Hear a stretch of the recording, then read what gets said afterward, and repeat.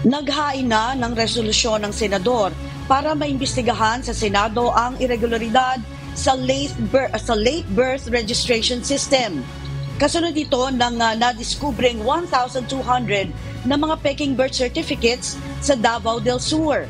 Para kay Senator Sherwin Gatchalian, patunay ito na naaabuso ang late registration sa bansa.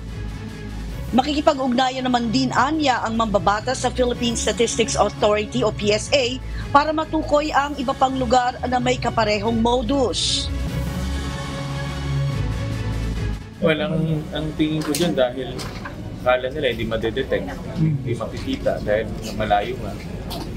At kaya hindi mahalata. Pero nakita natin ngayon na ang dami palang ganitong Alice Go cases all over the country. Para kay Senate Deputy Minority Leader Risa Ontiveros, malinaw na banta ito sa seguridad ng bansa at kaligtasan ng publiko. Nangako ang mambabatas na patuloy itong bubusisiin sa Senado para matukoy ang mga kasabwat o protektor sa likod ng pagpapalaganap ng peking birth certificates.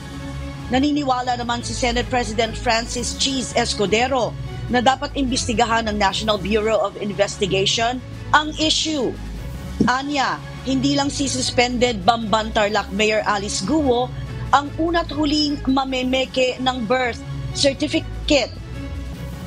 Ikinaalarma rin ni Senate Minority Leader Coco Pimentel ang issue at nanawagan ng isang komprehensibong investigasyon.